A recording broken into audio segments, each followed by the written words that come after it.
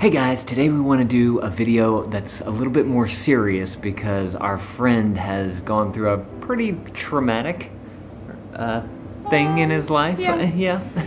He almost died, so we wanted to make a little video encouraging you guys to become organ donors, and here's why. Our friend Ricky has cystic fibrosis. If you don't know what that is, it's a genetic disorder. So it's something he was born with. So cystic fibrosis affects many different organs in the body, but mostly it affects the lungs, and it causes him to have this insane amounts of mucus. His health has kind of gone downhill the past year. I remember his sons just had their second birthday party, and it was last year right before their first birthday party that he had his first big episode. He's been having bleeding in his lungs. You never want to have blood in your lungs. No, it's not a good thing. So he was having bleeding in his lungs. He's coughing up like 2 cups of blood. At one point he had a huge giant clot. It's like the size of a softball. It's like a softball chunk of blood and tissue. Like lung tissue. Here's the picture. He almost died that day. But fortunately he was able to get it up so he could breathe himself. So over the next year he was in and out of the hospital, and he had to have these like surgeries to stop the bleeding in his lungs because you can't breathe if your lungs are filling up with blood. And in the past few months his health really started to decline to the point where he had to stay in Houston at the hospital there. Which is like the main hospital for cystic fibrosis in this area, yeah. Where he always goes to get treated. And he's been waiting for a lung transplant. 2 months ago, was it? Or I think it was about 2 months ago. He became like the top one on the list to get a lung transplant. Wednesday of last week, he actually had a really, really bad episode. He had the bleeding in his lungs and he couldn't get his breath, and they had to actually put him on a ventilator at the hospital. His wife Hannah rushed from Lafayette to Houston as fast as she could. They had to do emergency surgery. It was all like kind of a very close call.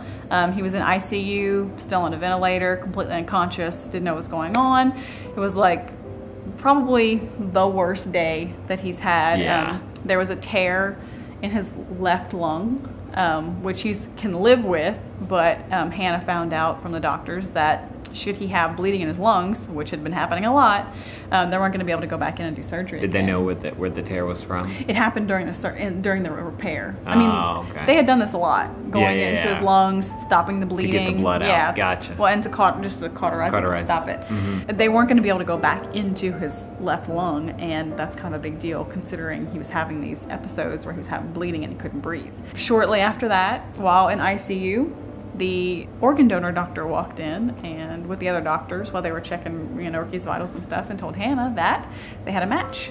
So we had to wait 24 hours to find out if the lungs are viable, make sure there's no bruising, and there's no cancer, and there's no icky things that are going to make Ricky worse. 24 hours later, they were good to go. So they did the surgery over that night.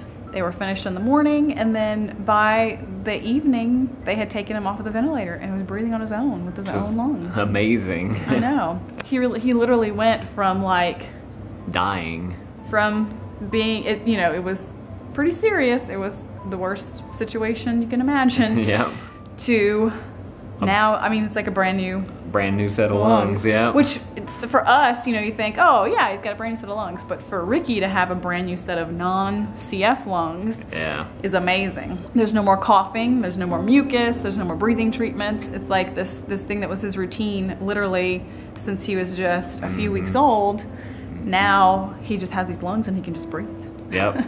What's amazing with his case too is that he was supposed to pass away whenever he was like, what? Well, don't say supposed to. I mean, okay, so whenever, you find out as a baby your child has CF, and the doctors say he's probably not going to live into his teenage years. Right. So he lived into his 30s before his lungs really gave out, which is, pretty amazing. Yeah. So the whole point of this is for us to tell you that we want you to become organ donors. If you don't know about organ donation, whenever you become an organ donor, you typically become an organ eye tissue donor. So that means that should something happen to you, like you get in a car accident or you have an aneurysm, or there's lots of things that happen to people where the majority of their body is still able to be used by someone else. So organ donation would be like heart, kidneys, liver, lungs, eyes, and then tissue donation is like your bones, and then skin for skin grafts, and tissue for different things. It's amazing that something could happen to you that you have no control over. You have no idea what's going to happen. And even though that's a terrible tragedy for your family, you could save the life of up to 9 people. Oh, wow. So, yeah. Huh. I think that it's an amazing thing. Here in Louisiana, you can put in a driver's license, but we went on to organdonor.gov and became a registered organ donor there. It's actually incredibly easy. I did it on my smartphone, and it took me less than 2 minutes. You just select the state that you live in, and then the form for your state comes up. And it was, I mean, for Louisiana, it was incredibly simple. Didn't take any time at all. So down in the description below, we'll put a link to organdonor.gov. You guys, we really would love it if you guys went and became organ donors so that you guys could help save lives of people like Ricky, who was born with this illness that he had no control over, and through the amazing things in science, they can take those organs and actually use them on people who need them. The most common thing is kidney transplant. That's most people are on the list, but people are always waiting for hearts and lungs and livers and you know, things like that too. Down in the description, you guys go become some organ donors. And leave a comment. That would be very shiggity shank of you guys. Actually, do any of you guys have any stories of someone you know who's had to have some kind of transplant and an organ donor was able to provide? Let us know down in the comments below. I'd love to read y'all's stories. So become an organ donor. It's free. Just like subscribing, which is also free. I knew he was going to say that. So here's a picture of our friend Ricky now. This is 4 days after his transplant, I think. And you can see where they did the incision to put in the new lungs. It's a pretty cool scar. All right, guys, become organ donors. Down in the description below, there's the link. Hook it up.